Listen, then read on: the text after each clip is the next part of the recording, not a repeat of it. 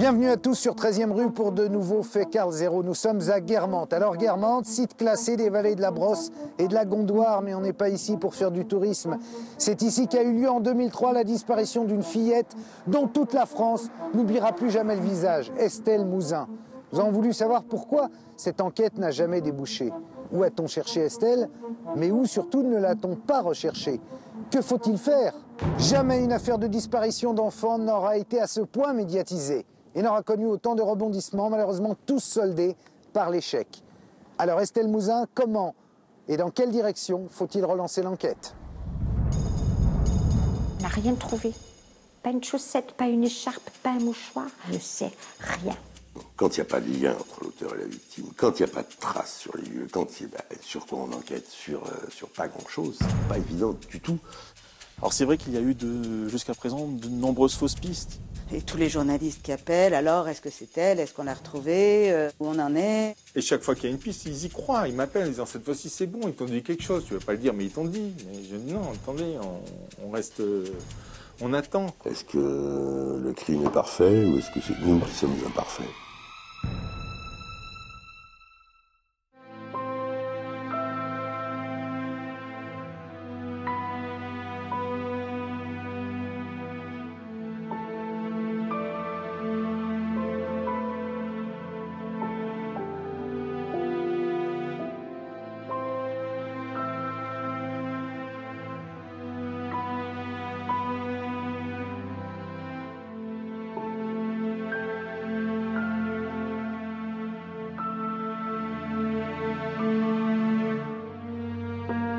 C'est donc dans le Parisien du 17 janvier 2009 que sort le dernier rebondissement spectaculaire dans l'affaire Estelle Mouzin. Une image trouvée sur un site pédophile estonien fait apparaître une jeune fille dont c'est vrai la ressemblance est troublante avec la fillette disparue 6 ans plus tôt. Rit-elle qu'elle permet de penser qu'il s'agit bien d'Estelle. L'affaire est confuse. Qui a appris quoi? Comment une telle information peut être publiée dans le Parisien? Comment le journaliste du Parisien a eu l'info? D'où provient cette photo de cette jeune fille? Et que savent au juste les journalistes à l'origine du scoop? C'est 3 mois avant la publication de l'article que l'info parvient aux journalistes du quotidien. Une fuite sans doute. On apprend que des enquêteurs de la PJ Versailles sont sur la piste d'un site internet.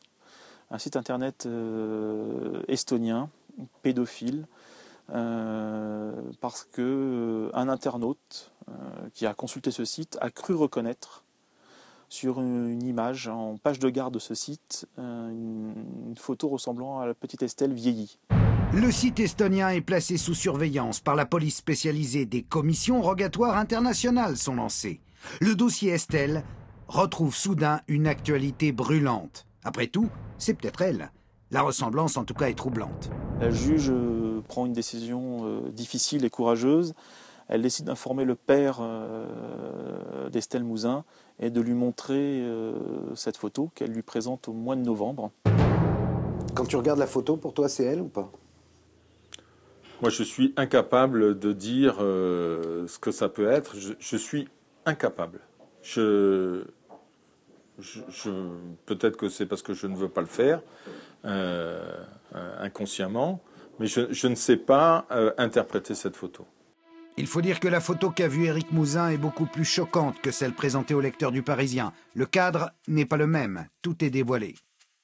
La photo montre une jeune fille dénudée, une adolescente d'une quinzaine d'années, mais il était hors de question de diffuser cette image complète. C'est une image assez sordide. Une photo de page de garde d'un site pédopornographique qui est outrageante et outrancière. Même recadrée, l'image reste terrible pour les proches. Elle m'a donné envie de vomir. De voir Estelle et cette jeune femme, cette jeune fille côte à côte, j'avais l'impression que si elles avaient été violées, on les violait une deuxième fois. Ces deux visages n'en sont-ils qu'un? Et qui peut l'établir? La PJ de Versailles et l'OCRVP, en charge de l'affaire, se tournent alors vers un laboratoire de morphing aux États-Unis. Ça les a troublés parce qu'on leur a dit que ça pouvait correspondre. Mais peut correspondre ne veut pas dire correspondre. En parallèle, l'enquête consiste à établir l'origine de ce site, mis en ligne à partir de l'Estonie mais hébergé aux États-Unis. Le but est de parvenir à remonter jusqu'au fichier informatique de la fameuse photo. Lui seul contient des informations sûres. Les policiers doivent coûte que coûte accéder à cette source. Ils sont partis en Estonie, ils ont fait vérifier la source informatique et là ils se sont aperçus qu'effectivement cette photo avait été réalisée avant la disparition de la petite Estelle. Même si les ressemblances étaient extrêmement troublantes. La piste estonienne n'en était pas une. Heureusement d'ailleurs, car l'enquête est encore en cours lorsque paraît l'info. Le site est toujours actif au moment où l'on publie la photo. Pour certains, la diffusion dans ces conditions de la photo dans le Parisien comportait des risques.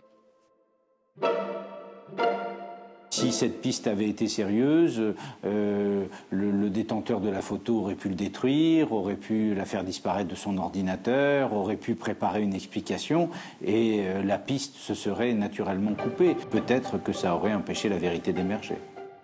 Pour d'autres, les conséquences auraient pu être pires encore. J'ai eu peur pour cette jeune femme. Soit qu'elle fût Estelle, soit qu'elle ne le fût pas. De toutes les manières, c'était extrêmement dangereux. Pareil, elle est passée à la télé, elle est passée partout. La personne qui a mis ça sur son site le voit. La gamine, elle est là, qu'est-ce qu'il fait ? Le 19 février, le même journal informe ses lecteurs que les enquêteurs ont, comme ils le disent dans leur jargon, refermé la porte de cette piste estonienne. Aucun lien avec Estelle Mouzin, disparue sans laisser de traces en rentrant de l'école le 9 janvier 2003. Comment, 6 ans après la disparition de la fillette, n'a-t-on rien de plus solide à se mettre sous la dent? La difficulté dans cette affaire Estelle, c'est qu'il n'existe aucun indice. Reprenons. Ce 9 janvier 2003, on perd sa trace ici, à la boulangerie de Guermantes. Il est 18h15 et on la voit pour la dernière fois. Qu'ont fait ensuite les enquêteurs pendant les précieuses minutes, les précieuses heures qui suivent cette disparition? Il est 19h30 ce soir-là lorsque la mère d'Estelle, de retour du travail, se décide à alerter le commissariat central de Lagny. Ce n'est que le lendemain, 10 janvier 2003, que le SRPJ de Versailles sera officiellement chargé de l'enquête. On a quoi comme piste à ce moment-là? À ce moment-là, on n'a aucune piste. À ce moment-là, on a une petite fille qui peut rentrer à l'école. Jean-Marc Bloch, directeur du SRPJ de Versailles jusqu'en mars 2003, est donc alors toujours en poste. C'est lui qui va superviser le démarrage de cette difficile enquête. On n'avait rien, mais absolument rien. Je ne sais pas si vous imaginez ce que c'est, cet enfant. Nous, on ne l'a jamais vu. On ne sait pas qui c'est. On était presque dans le virtuel, quelque part. Cet enfant, on nous dit qu'elle a existé, effectivement, tous les témoins, tous les parents, bien sûr, l'école. Elle était à l'école ce jour-là, elle est allée de tel endroit à tel endroit, et à un moment, elle s'est quasiment volatilisée. Donc il n'y a pas de piste, il n'y a pas de témoin, il y a personne qui a rien vu, mais les gens sont calfeutrés chez eux, il fait froid, ils rentrent du boulot, c'est une zone pavillonnaire. Les conditions météorologiques sont telles en ce mois de janvier 2003 que les enquêteurs commencent d'abord par rechercher un corps. Après tout, un accident n'est pas à exclure. Les rues étaient enneigées, les étangs, il y a plusieurs étangs dans la région, il y a des mares d'eau, étaient verglacés. Elle aurait pu essayer de jouer sur la glace et de tomber dans un petit étang et s'y noyer. Bon, c'est pour ça qu'on a fait venir des plongeurs, les pompiers. Tout en recherchant dans cette voie, on se concentre en parallèle sur le contexte familial. C'est une petite fille, je dirais, qui n'a aucun souci personnel. Elle a un environnement familial, même si ses parents sont divorcés, qui est extrêmement entourant. C'est une bonne élève. Elle savait pertinemment aussi qu'elle devait avoir un Noël avec son papa. Elle venait de passer les fêtes de Noël chez sa maman. Mais il se focalise trop, je dirais, sur ce divorce. Éric Mouzin se sait suspecté. Il subit interrogatoire et tests psychologiques. Le plus je leur aurais dit, vous perdez votre temps, vous occupez de moi, le plus ils auraient dit, c'est qu'il a quelque chose à cacher.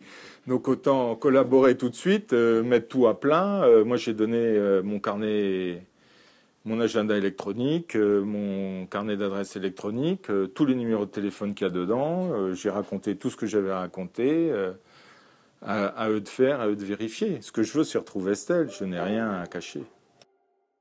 La thèse de l'enlèvement parental, puis celle de la fugue, désespèrent les parents. Eux savent bien qu'Estelle n'est pas partie volontairement. Elle n'a aucune raison de le faire. Donc l'idée ne m'est pas venue à l'esprit du tout, tout de suite. Évidemment, de temps en temps, elle va jouer chez une amie pendant une demi-heure ou 1 heure maximum. Mais à chaque fois, elle avertit, elle téléphone, elle passe à la maison, elle laisse son sac. Comment, à 9 ans, l'enfant aurait-elle pu choisir de dormir dehors? En Seine-et-Marne, l'inquiétude grandit d'heure en heure. Estelle commence à faire les gros titres. La fillette, âgée de 9 ans, a disparu jeudi soir en rentrant de l'école. Les enquêteurs privilégient donc de plus en plus la thèse de l'enlèvement. Cette thèse permet qu'enfin un véritable dispositif soit mis en place. Des battues de gendarmes, des militaires qui fouillent les bois aux alentours, les mares. On a de spectaculaires opérations de perquisition dans tout Guermantes. Ça suppose beaucoup de moyens, ça a supposé de réunir en très peu de temps 3 compagnies de CRS, 150 officiers de police judiciaire pour faire une perquisition simultanée dans toutes les maisons de Guermantes, et je crois qu'il y en a environ 500. On a fait vider tout le centre d'ordures ménagères pour voir si dans les poubelles n'avait pas été jeté son écharpe, son cartable, je sais pas quoi. On a interrogé tous les satellites qui étaient susceptibles de survoler la France et notamment cette zone de Seine-et-Marne à ce moment-là. Hélas, il n'y en avait pas. On a utilisé des moyens, si vous voulez, je crois assez exceptionnels. Alors évidemment, ça n'a rien donné. Un seul témoignage digne d'intérêt ressort de cette vaste enquête de voisinage. Celui d'un habitant de Guermantes qui dit avoir vu une petite voiture grise démarrer en trombe. L'heure et le lieu correspondent très exactement au secteur où l'on a perdu la trace de la fillette. Là, je vous dis, je crois le seul truc un peu concret qui est, c'est ce témoignage de ce chef d'entreprise qui dit avoir vu cette petite voiture grise partir à toute vitesse. Ce qui lui a paru extrêmement étonnant, puisque les rues étaient enneigées. Il s'est dit, ce type-là va avoir un accident. Il a même pensé lui-même prendre sa voiture pour la suivre, pour essayer de le stopper dans cette course folle. Mais il s'est dit, je peux pas, il y a de la neige partout, c'est pas possible. Et il a vu cette voiture partir. Que faire de cet unique indice, peut-être providentiel? Exploiter une telle information est loin d'être évident.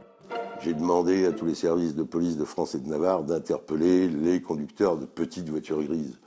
Bon, alors il y a eu des interpellations de fait, mais c'est tellement vague, tellement flou que des petites voitures grises, vous regardez dans la rue, en 10 minutes, vous en voyez une bonne vingtaine. Autre rebondissement, un appel téléphonique émanant d'un mystérieux corbeau domicilié dans le Vaucluse.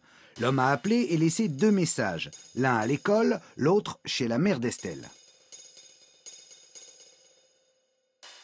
C'était une voix d'homme qui disait, et ça avait l'air pathétique, ça avait l'air sincère, il y avait un accent de sincérité dans ces appels téléphoniques qui était assez terrible. On voulait pas, c'est mon copain, etc.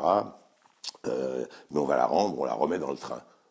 On a pu localiser la provenance de cet appel dans le sud de la France, et on a fait surveiller tous les trains qui faisaient, c'était Avignon, je crois, Avignon, Paris, on a fouillé tous les trains, et finalement on a identifié l'origine, l'auteur de cet appel. C'était un malade, je ne peux pas appeler ça autrement, c'est un malade et il n'est jamais allé à Guermantes. Il avait juste appris cette affaire par la presse, par la télévision, et ça lui a coûté assez cher, je crois, il a été condamné assez lourdement. D'autres suspects seront interpellés durant ce premier mois d'enquête. Plusieurs mises en garde à vue, parce qu'à chaque fois qu'on a un renseignement qui paraît crédible, on travaille dessus et on interpelle les gens qui nous paraissent susceptibles d'avoir enlevé Estelle. À chaque fois, ça tombe à l'eau. Quand on lit les procès-verbaux, on a l'impression que les gens sont arrêtés, pas à la va-vite, mais il y a une espèce de... On se dit là, on tient le bon, quoi. Donc on l'embarque et puis on triera après. Dans le petit village, la mobilisation s'organise autour d'Éric Mouzin, qui a commencé à prendre les choses en main, soutenu par la population. Des avis de recherche avec la photo d'Estelle, son signalement, un appel à témoins renvoyant au commissariat de Lagny sont distribués très largement, relayés par des appels aux ravisseurs. Le message, il est dans 2 directions. La première, c'est la personne qui a pu l'enlever, qu'elle lui rende sa liberté au plus vite. Et après, les choses se feront. La deuxième, c'est que les personnes qui ont pu voir ou qui sont dans l'environnement fassent très attention à tout ce qui peut être anormal. Ce père ne laisse personne indifférent. Il a la rage, et en force de persuasion et en rage, quoi. On sent vraiment, on sentait quelqu'un qui voulait tout donner et se battre à fond, et ça, les gens reçoivent ça. Une chaîne de solidarité se constitue autour d'Éric. 2 mois après la disparition de l'enfant, le 9 mars, Éric Mouzin et ceux qui le soutiennent profitent du Marathon de Paris pour lancer cet appel, écrit grâce à une chaîne humaine. Aidez-nous à retrouver Estelle. Ce n'est pas la seule opération médiatique réussie. L'impression et l'affichage géant de la photo d'Estelle partout en France vont donner à l'affaire un écho retentissant. J'ai jamais vu ça avant, hein. Ces grands panneaux partout d'Estelle. À grands moyens, grands effets.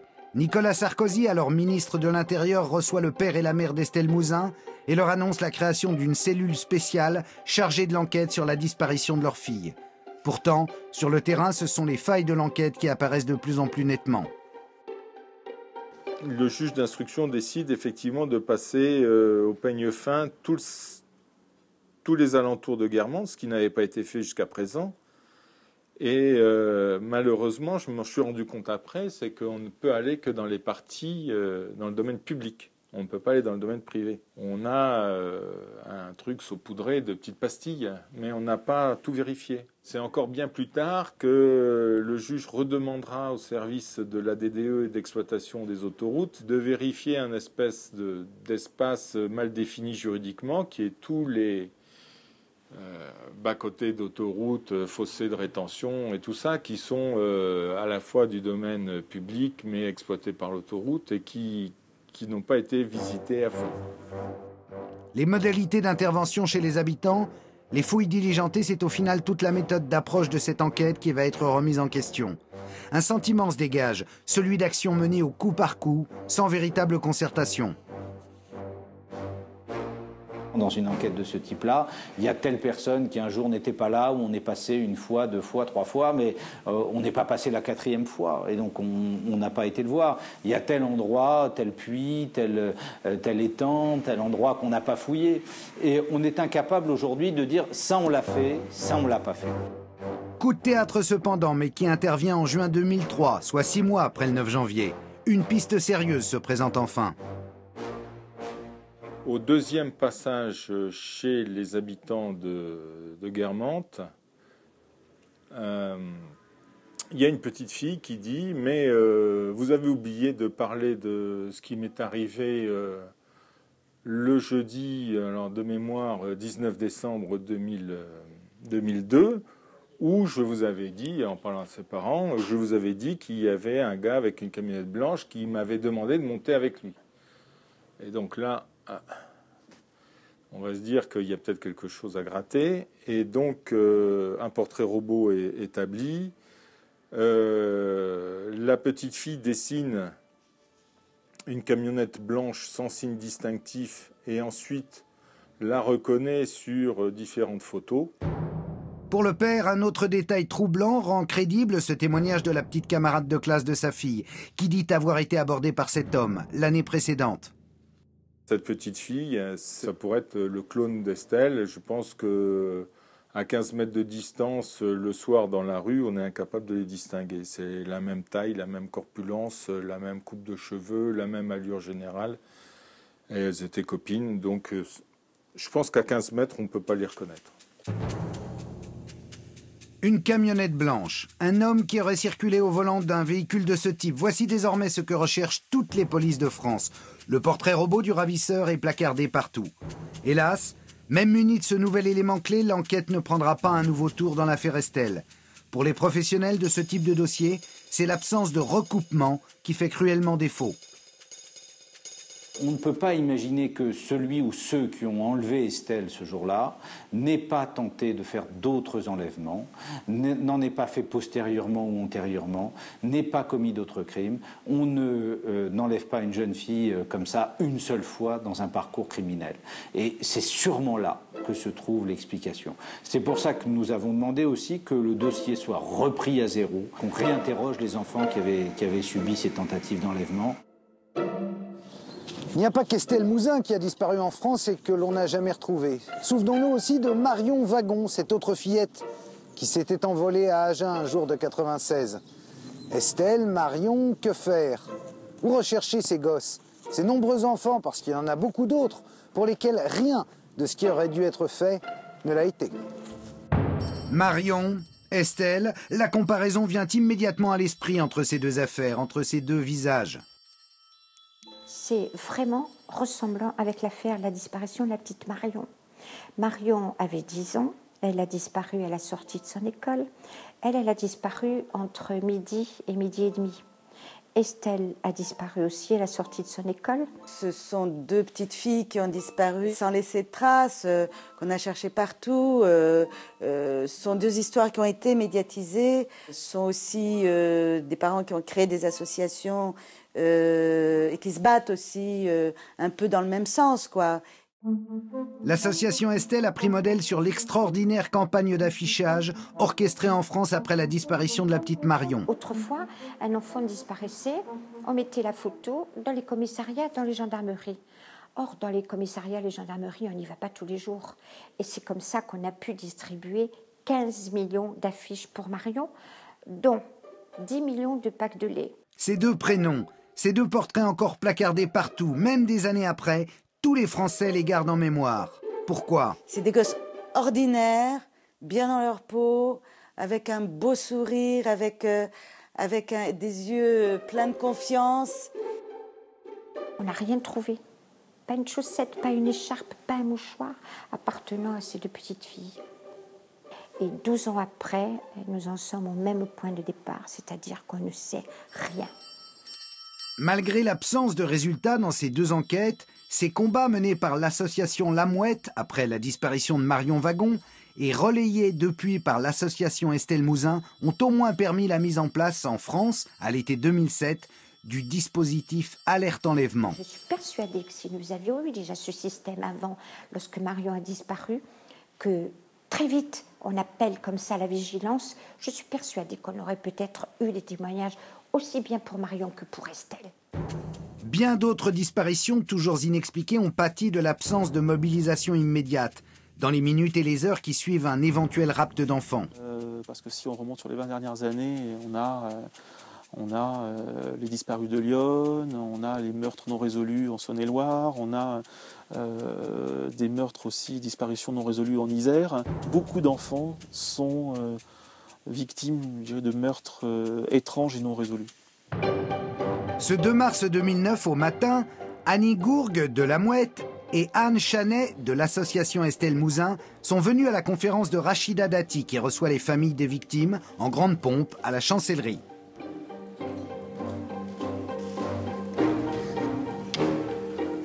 Depuis mon arrivée au ministère, j'ai souhaité que la justice soit plus attentive aux victimes. La justice doit sanctionner les auteurs, elle doit également protéger ceux dont les droits ont été violés. Pendant trop longtemps, les victimes étaient les grandes oubliées de la procédure judiciaire. On s'intéressait à l'auteur de l'infraction, à sa vie, à sa personnalité, à sa santé, et on s'intéressait beaucoup moins... Bref, après un long discours vantant les mérites de sa réforme, la garde des Sceaux écoute quelques questions, dont celle d'Annie Gourgue, qui réclame un engagement sur la date de mise en place d'un numéro d'appel gratuit en cas de disparition d'enfants, le 116 000, numéro que bien d'autres pays européens ont adopté, mais toujours pas la France. Toute dernière question, plus embarrassante encore pour la ministre, celle posée par la représentante de l'association Estelle Mouzin. Combien de disparitions inexpliquées, tel le cas d'Estelle Mouzin, sont à déplorer en France? Donc le nombre d'enfants qui disparaissent par an. Rachida Dati a beau interroger ses collaborateurs, aucun chiffre. Une gêne palpable s'installe. Je ne peux pas vous dire le nombre exact, mais à la fois parce que c'est lié au fait qu'on retrouve ou qu'on ne retrouve pas une nature des affaires. On ne peut pas dire tous les ans on attend une disparition d'enfants parce qu'on les retrouve ou on ne les retrouve pas, mais à la fois les affaires ne sont pas classées. Mais la nature de la disparition varie d'une affaire à une autre.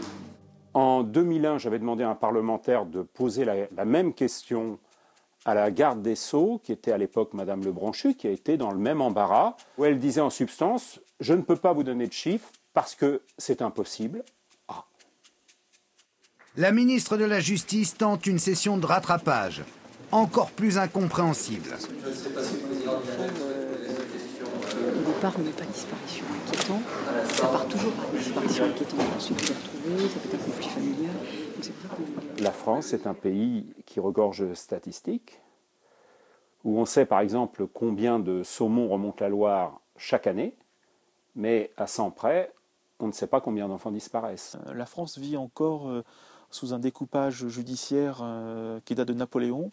Chaque juge d'instruction est maître dans sa juridiction, et pour avoir une vue d'ensemble, je dirais, sur toutes ces disparitions, il n'y en a pas. Il n'y a pas la culture de la recherche, du recoupement des informations. Très souvent, ce sont des journalistes ou ce sont des associations qui font le travail. C'est cette absence de recoupement des dossiers qui entraîne systématiquement les enquêteurs, en cas de disparition d'enfants, vers la recherche locale d'un auteur, d'un coupable, d'un pervers isolé. Pourtant, c'est en direction des criminels en série et des autres meurtres ou disparitions d'enfants qu'il faudrait d'emblée orienter les recherches. On est toujours un petit peu dans l'idée qu'un criminel, quand il commet un crime, il le commet dans son département, dans son pays. Enfin, le TGV, ça existe, hein. Le Thalys, ça existe. La preuve par Michel Fourniret, qui commet ses crimes en Belgique et en France, mais auquel la police française n'avait jamais cherché à imputer les disparitions inexpliquées de Maniana Tongpong et de Céline Toubon dans les Ardennes, et dont il avouera pourtant les meurtres 2 ans plus tard, lors de son procès. Dans l'affaire Estelle Mouzin, tout un faisceau d'indices ramène au parcours de ce criminel et à ses modes opératoires. On sait que le profil d'Estelle correspond exactement, malheureusement, au profil des victimes que recherchait Michel Fourniret, des jeunes filles menues, blondes, aux cheveux longs. On sait qu'il a menti pour 2 autres cas où il a contesté avoir été l'auteur, et qu'en déclarant « je ne suis pas l'auteur de ces 2 crimes pour lesquels il a été reconnu coupable par la cour d'assises des Ardennes », il déclare « je ne suis pas non plus coupable du crime d'Estelle Mouzin ». Donc il mélange des affaires pour lesquelles il a été reconnu coupable et l'affaire d'Estelle. Même son itinéraire est sujet à caution. Le secteur de la disparition d'Estelle est situé sur une route qu'il emprunte fréquemment à cette époque. On sait qu'il a résidé non loin de Guermantes, dans la petite commune de Gournay, à quelques dizaines de kilomètres de là. C'est un secteur qu'il parcourt régulièrement, parce que c'est la route naturelle pour venir de Charleville-Mézières à Gournay. On passe par l'autoroute A4. C'est vrai aussi que le véhicule suspect désigné par quelques témoins, c'est un fourgon. On sait que Michel Fourniret circulait et enlevait ses victimes dans des fourgons.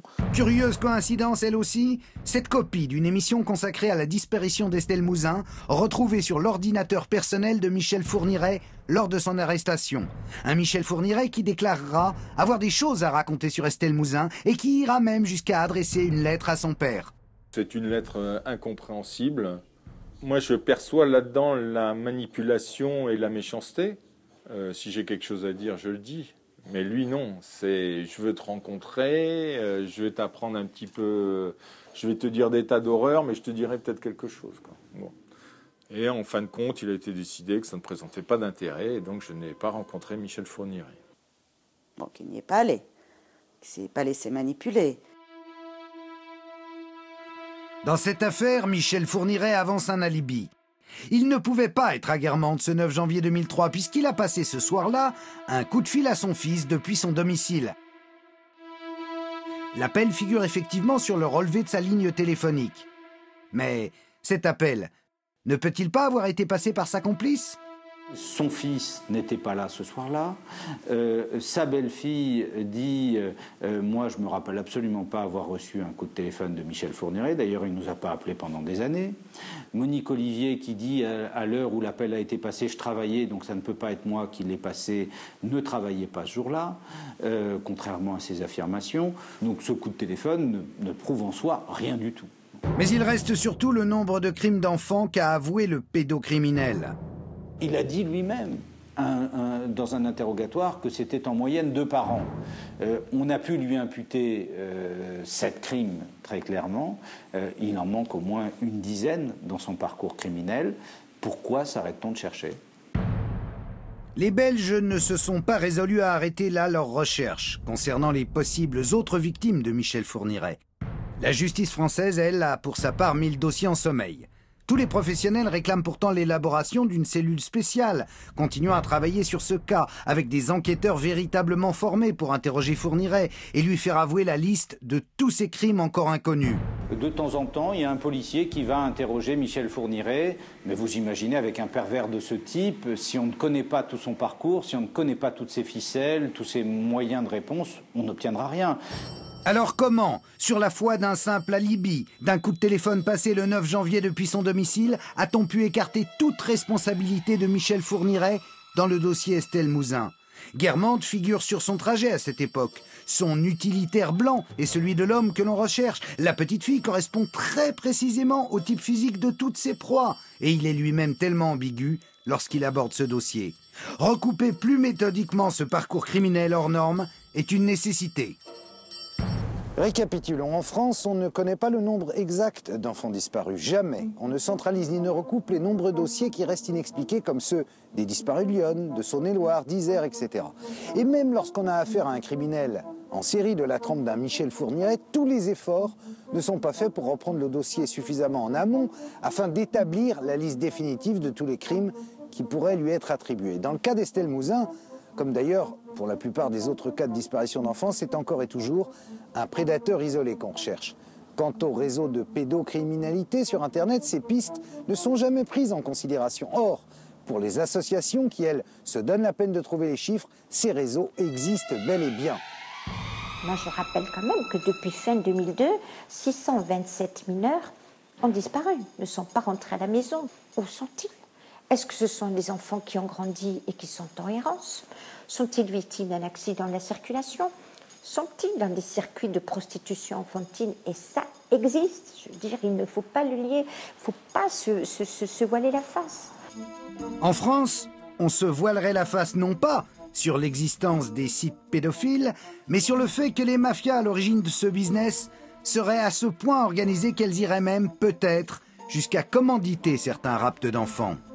Ce qu'il faut comprendre, c'est que aujourd'hui, le viol d'enfants et tous les produits dérivés, cassettes, enfin, etc., DVD, c'est tellement lucratif que c'est devenu une activité majeure dans tous les groupes criminels organisés, comme les mafias par exemple. C'est-à-dire qu'on est en face d'organisations de criminels qui, en soi, ne sont pas pédosexuels, ils n'ont pas d'attirance pour les enfants, ils font de l'enfant parce que ça rapporte, comme ils font du trafic d'armes ou d'autres choses, ou du trafic de drogue. L'avantage sur le trafic de drogue, c'est que la répression de la pédocriminalité est moindre, on risque beaucoup moins en faisant du trafic d'enfants qu'en faisant du trafic de drogue. Et l'avantage, contrairement à la drogue, c'est qu'un enfant, vous pouvez l'utiliser plusieurs fois.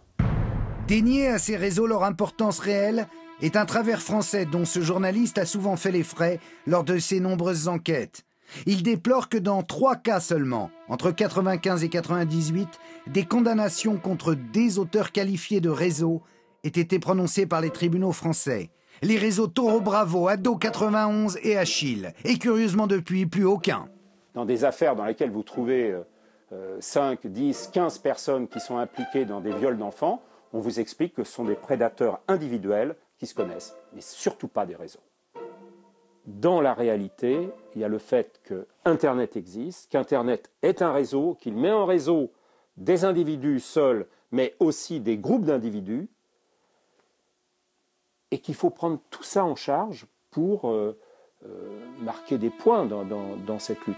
Une lutte qui est à l'heure actuelle très loin d'être concluante, il faut bien le reconnaître. En atteste l'explosion de ce marché.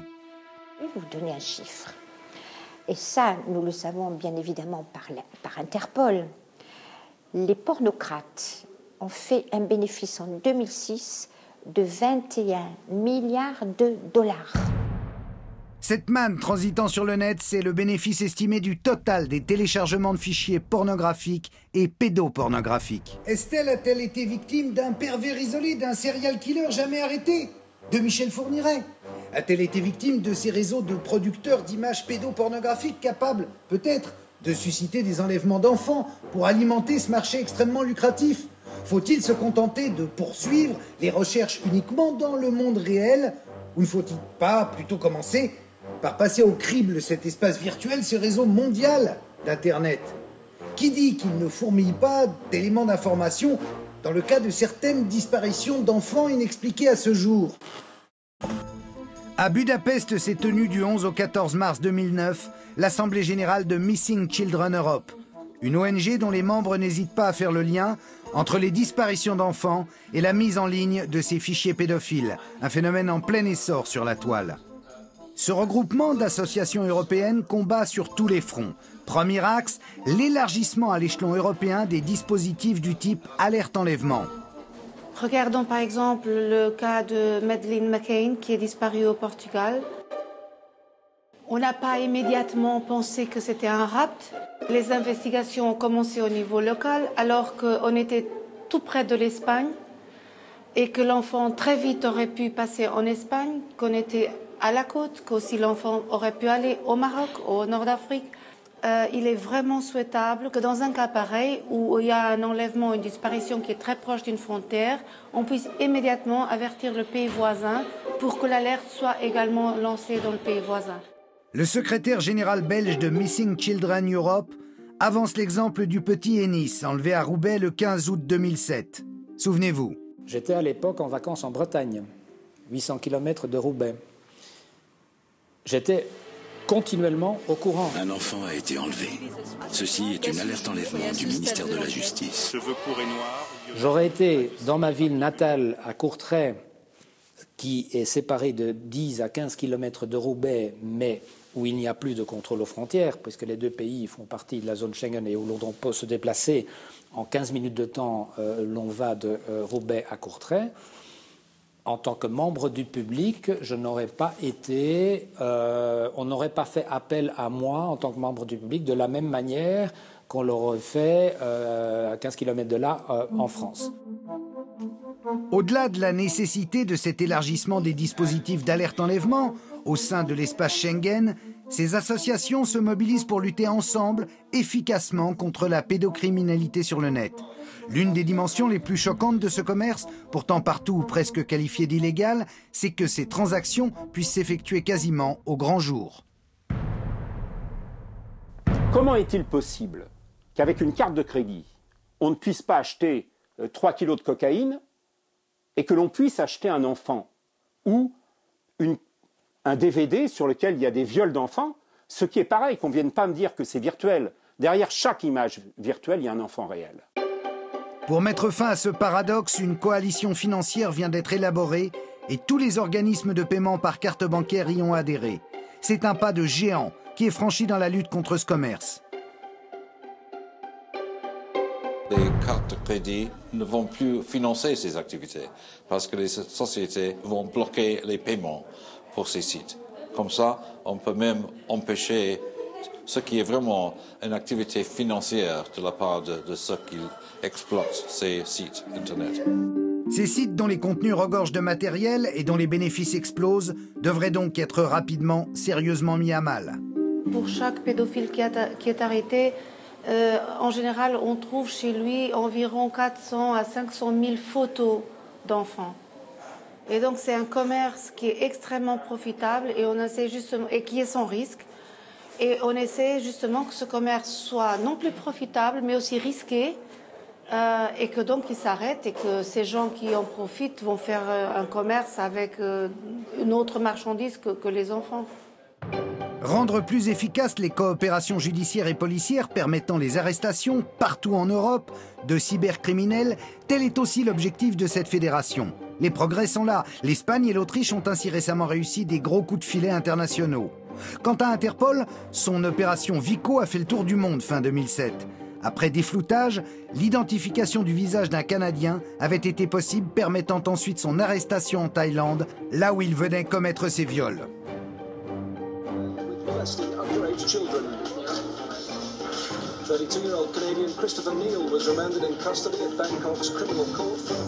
Mais il faudrait aller plus loin et travailler sur cette terrifiante bibliothèque d'images d'enfants dont on dispose maintenant. Interpol a un logiciel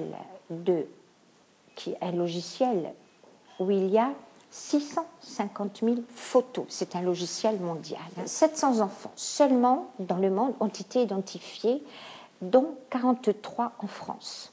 Qui sont les autres? Jusqu'à présent, c'était principalement les producteurs et les consommateurs qui étaient visés.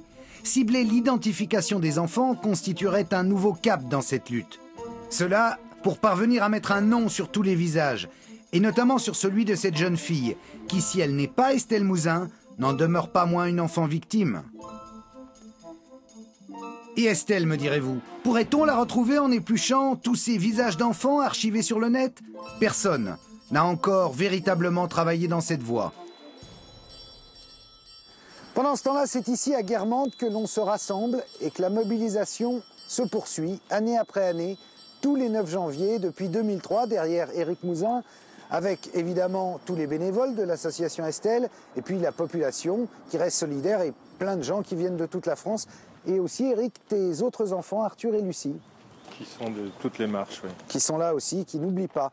Une mobilisation dont il faut coûte que coûte qu'elle ne retombe pas, car continuer à parler d'Estelle, et au-delà d'elle, du cas de tous les autres enfants qui ont disparu, c'est se donner face au pouvoir public en France plus de chances d'être entendu.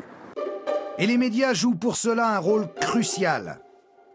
On a envie que l'affaire reste au cœur de l'actualité et dans le même temps, on craint aussi que des informations trop vite données empêchent cette vérité d'émerger, d'aboutir. La presse se nourrit des images de ces marches organisées chaque 9 janvier, sur le dernier trajet emprunté par Estelle. Des marches ponctuées par le triste refrain de la chanson que cette disparition a inspiré à Charles-Élie Couture. Avec le sourire figé d'une fillette, jamais rien paru, Estelle a disparu. Un Charles-Élie Couture qui s'est spontanément invité comme parrain de cette cause. Je crois que Estelle est encore vivante et que c'est possible de la retrouver. Autre rendez-vous médiatique, celui de la Journée internationale des enfants disparus chaque 25 mai. Une journée qui réunit toutes les familles pour un rituel lâcher de ballons sur le Champ de Mars. Le nom et le visage d'Estelle Mouzin sont devenus l'emblème de cette cause, à l'échelle nationale. Mais d'une médiatisation contrôlée à une surmédiatisation et à ses excès, maintenir l'équilibre n'est pas évident. Dans l'affaire Estelle, cette pression médiatique n'a fait que s'accélérer d'année en année pour les besoins des uns et des autres, ceux de la police parfois. C'est aussi un moyen de faire savoir qu'on n'est pas inactif, qu'on fait un tas de choses, qu'il se passe un tas de choses. Bon, mais ça peut aussi polluer une enquête. Les rapports entre la police, la justice, la presse, il faut que ça soit très maîtrisé. Cette maîtrise, on ne peut pas dire qu'elle ait été au rendez-vous le 31 janvier 2008, lorsqu'un rebondissement particulièrement spectaculaire survient soudain dans l'affaire Estelle. Nous sommes à Brie-contre-Robert, à 25 km de Guermantes, et très tôt ce matin-là, c'est le branle-bas de combat. Des tractopelles ont été réquisitionnés par la police pour détruire la dalle de béton de ce restaurant chinois, le Royal Wok, buffet à volonté. Ces grands moyens ont été réquisitionnés par le procureur de Meaux, chargé de l'instruction. Mais sur la base de quelle information? L'affaire Mouzin a été relancée d'une manière inattendue quand un journaliste indépendant a livré spontanément, dit-il, des renseignements qu'il aurait recueillis en enquêtant sur le milieu chinois à Paris. Et sur la foi d'un renseignement qui aurait pu être bon, la justice a pris le risque effectivement de casser un restaurant, de faire rentrer une excavatrice, un marteau-pilon à l'intérieur pour casser cette dalle et tenter de retrouver éventuellement des ossements ayant pu appartenir à la petite Estelle. Les enquêteurs espèrent donc retrouver ici les traces d'un corps d'enfant. Des ouvriers employés clandestinement sur ce chantier un an auparavant auraient en effet révélé aux journalistes à l'origine du scoop avoir découvert, à cette occasion, des os d'enfants. Des ossements qu'ils auraient eu l'ordre de réenfouir très vite ensuite. Mise en place devant une armée de caméras, l'opération du Royal Walk voit le gérant et ses employés interpellés tandis que la salle du restaurant est démolie à la recherche d'indices, d'éventuels restes humains, voire de traces ADN. Après l'annonce de la nouvelle, la difficile pression des journalistes se poursuit encore sur les proches.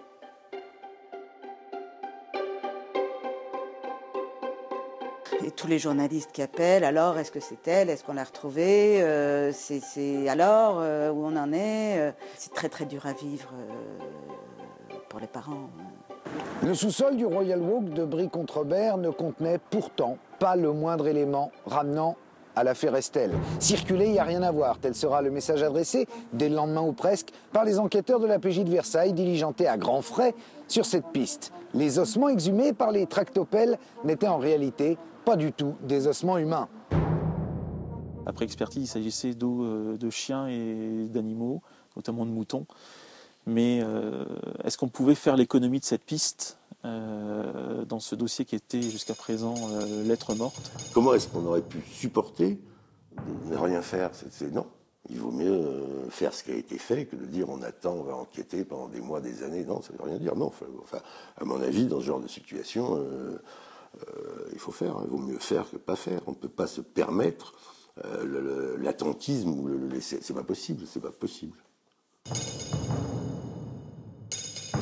Une fois de plus, c'est une déception. Et pourtant, médiatiquement, ça a fait énormément de bruit, cette histoire. Tous les ingrédients étaient réunis pour que ça fasse un beau sujet, en fait.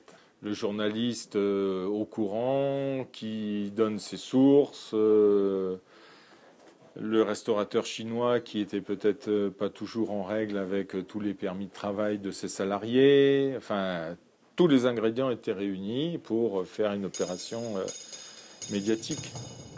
Il y a beaucoup de pistes dont on ne parle pas, mais celles qui font les premières des journaux télévisés, c'est en général autour du 9 janvier et autour du 25 mai. De fait, l'opération spectaculaire du Royal Walk est tombée à point nommé en cette date anniversaire de janvier 2008. Et c'est exactement un an après, à la même date, que l'affaire du site estonien sort elle aussi. Un détail troublant, cette date, peut-être l'expression d'une volonté policière de faire passer le message que l'enquête continue, en se servant pour cela des journalistes. Face à ces effets d'annonce, Éric Mouzin combat et garde la tête froide. De toute façon, au bout de l'enquête, on sait ce qu'il y a, quoi. Il y a un enfant qui a été assassiné, en gros. Après, il y aura les détails, mais... Pour toi, il n'y a aucune chance qu'elle soit encore en vie? Statistiquement, la durée de vie d'un enfant enlevé, c'est quelques heures, quelques jours, donc c'est pas quelques années. Cette issue fatale, tous s'y préparent. Aux premières manifestations demandant de l'aide pour retrouver Estelle ont succédé à un tout autre type de rassemblement. Le moment le plus fort, ça a été quand on a planté l'arbre. Il y avait en même temps l'arbre qui bourgeonne, qui fleurit tous les ans, enfin il y avait une symbolique extraordinaire. Mais en même temps, on a tous jeté une poignée de terre autour de cet arbre et symboliquement, ça voulait dire tout à fait autre chose, quoi. À ce père blessé qui tente de survivre à l'absence de sa fille, les enquêteurs espèrent un jour être en mesure de lui offrir la vérité. Les affaires élucidées, c'est 80%. Il y en a 8 sur 10. On résout à peu près actuellement 8 affaires criminelles sur 10. C'est les deux qui restent qui sont les pires. Qui sont pour nous les plus marquantes, celles qu'on a résolues. Quand on a trouvé la solution, on passe à une autre. Et les deux qui restent, on ne les oublie jamais. Jamais. Vivre avec une enquête irrésolue de cette nature est aussi bien sûr le cauchemar des policiers. Parce que c'est complètement odieux. C'est le contraire même de la vie. C'est le contraire même de toute une société qui doit protéger ses enfants. Enfin, on l'a complètement ressenti, ça, en enquêtant. Enfin, ouais. Parce qu'on est là aussi pour protéger les enfants. Ouais. Le combat d'Éric Mouzin prend dès lors un autre sens. C'est un homme solide qui mène le combat, qui est le combat de sa vie aussi. celui pour sa fille, mais celui aussi pour les autres enfants disparus ou assassinés, qui veut faire du cas d'Estelle, qui est devenu un cas national, une sorte d'emblème pour faire avancer les choses. Tout le monde est bien d'accord sur la nécessité de faire avancer les choses. Mais comment? Par un changement d'approche dans ces dossiers. Pour résumer la situation sur les problèmes de disparition d'enfants, je crois que le terme le plus approprié et le plus fort, c'est le bricolage. Même si on a l'impression de structure, de moyens d'enquête et tout, mais derrière, c'est le bricolage. Bricolage de fichiers, bricolage de structure, absence de connaissance du milieu, absence de mise en commun des informations. On laisse les juges se débrouiller avec des dossiers qui n'ont pas le temps de traiter parce qu'ils sont trop compliqués. Mais la société veut donner l'impression qu'elle est bien sûr déterminée à lutter contre ces criminels-là. C'est pas très encourageant. Si, c'est encourageant parce que ça montre que le combat a du sens. Commencez par connaître le nombre exact d'enfants disparus. Recouper les dossiers, les comparer, élargir le spectre des enquêtes policières, des instructions locales conduites par des juges d'instruction, créer un pool spécialisé, chargé des dossiers d'enfants disparus, capable de traquer sur la toile les sites et les réseaux de pédocriminalité pour se donner tous les moyens d'identifier et de retrouver des enfants. Tels sont à l'heure actuelle les leitmotifs que ne cesse de marteler l'association Estelle.